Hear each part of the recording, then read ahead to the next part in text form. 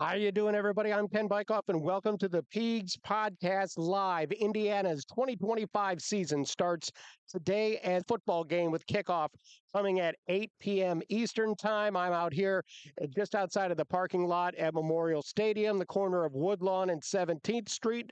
I'm here to take your calls, and we'll have special guests if fans want to come in and ask some questions, talk some Indiana football, some Indiana basketball, anything you want to talk about. That's what we're here for. 812-393-2600 is the number. If you are on the phone, we want to hear from you. If you're on your way in, students kind of walking around, people starting to come into the parking lot, really looking forward to all of this.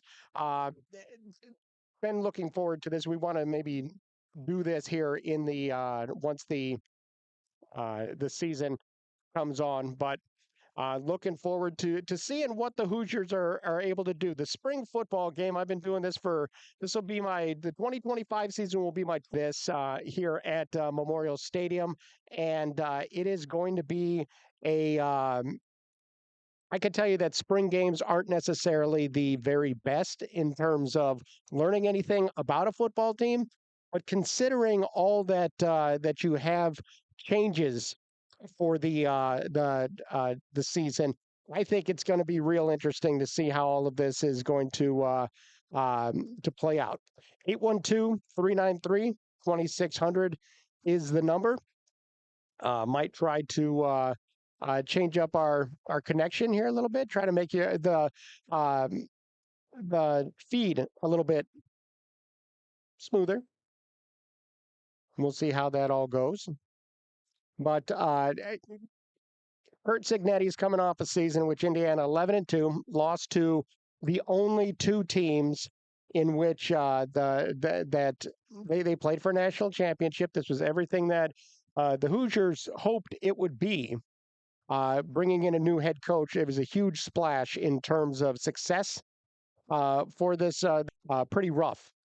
But the Hoosiers are here to get the job done. And now it's one thing to be a one-year wonder. It's another thing to be able to step up and keep playing at a very, very high level. Uh, I like the way that Curt Cignetti has been able to uh, build this program very quickly and raise certainly the expectations for the Hoosiers as they move into this year. This is a lot of guys have come in and said that they were going to change things around here, and there's going to be a new culture built, and everything that goes along with it. That has all long been, something that the Hoosiers have talked about, and it hasn't happened, except it did last year. It did last year, and Indiana looks to continue things. You're going to have huge changes for this team. Offensively, obviously, quarterback Curtis Rourke is moving on to the NFL draft. That is, best of luck to Curtis, a guy that I've gotten to know just a little bit, not a ton. I actually know his wife a little bit better, but Curtis has been was such an important part of what the Hoosiers did last year.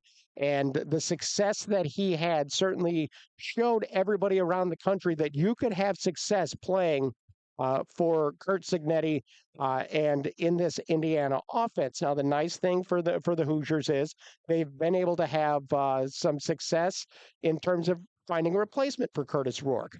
Fernando Mendoza is the guy that is expected to be kind of the starter that you look at, but there are options there as well. And so being able to kind of shake things up, be able to have the success that you had last year, and be able to go forward with it, I think is really important, because going from point A to point B is one thing, but now that you're taking that extra step, I think it's going to be a fun season to say the least.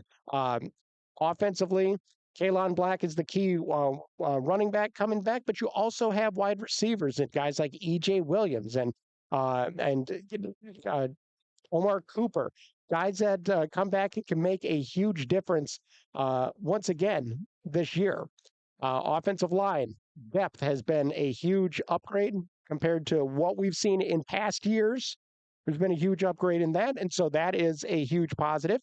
And also, you're talking about a program that has at times not really been able to even hold a spring game because they've run into so many injury problems, specifically along the offensive line, that they haven't been able to do anything when it comes to a spring game. That isn't the case this year. Now, it's kind of a modified situation, obviously, to where it's going to be the first time all spring that there's going to be tackling. And you better believe that everybody will have been told, don't, lay the wood on anybody. It ain't time for that kind of thing. That's not what we're shooting for. And so that is going to be really important, just to stay healthy and come out of this spring game as healthy as possible. That is not a challenge, but it is something that is definitely a priority for this ball club today. Defensively, Indiana has a lot going for it. With All-American Aiden Fisher is back. He's going to make a big difference as always with his play. That's exciting to see. But then Indiana also has plenty of depth along that that defensive line that is going to allow them to continue to be successful and continue to be disruptive. This is an IU football program that depth has been absolutely critical to everything they do. That is for any program, and to continue to have success, that's what is required. And so Indiana went out, got in the portal, added some players, but still has guys who are returning who can make a huge difference in what the Um, Carter Smith's very good. Bray Lynch, very good. Pat Coogan comes in from Notre Dame. It was interesting looking at him in spring practice.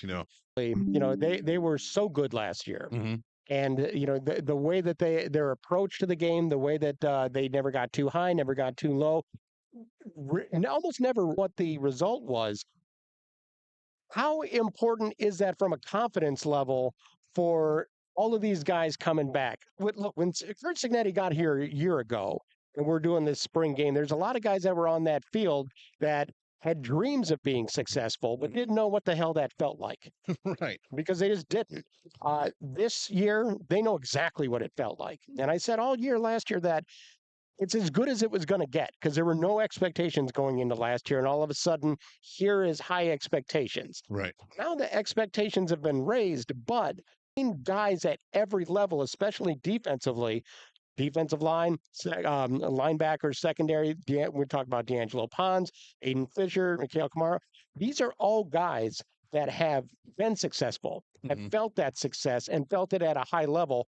How important and how did that they go into this season?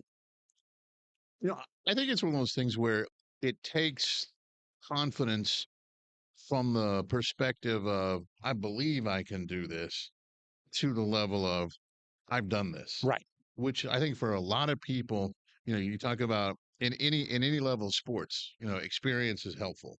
But I think experience of knowing that you know what you're doing and knowing that you can do it and knowing that you can do it against good teams, knowing that you can do it at home, on the road, whatever. I think that's really helpful. And I think it just gives them just another level of confidence, It, another level of just, I know I can do this individually. We know we can do this as a defensive line group, as a defense, as a team, whatever you want to call the we, right. just, group of players, position group, whatever. I think it takes it to a confidence level of, I know we can do this because we've done it. Yeah. This is who we are, and we know it's who we are. It's, we showed it last year. And it's not like, I don't even think it's just the whole thing of like some people say, oh, they showed everybody else. Well, yeah, I guess because people didn't have a lot of expectation. I guess that's true. But I think in sports, the bigger thing is you showed it to yourself. Right. You proved to yourself who you really are on the field. And I think that's really helpful. There's a chicken and egg aspect to the idea of hoping to win and expecting to win. That you have to go into each game expecting to win, but until you actually win those games, it's hard to truly feel that you expect to win. Right. Last year was a whole masterclass in learning how to expect to win. And going into this season, not only do you have guys that are coming in from outside programs that may have that attitude, but so does everybody else around them. And to me, that's going to help build the culture and really kind of maintain. I'm not saying they're going to go 11-2 again. Right. I'm saying that there is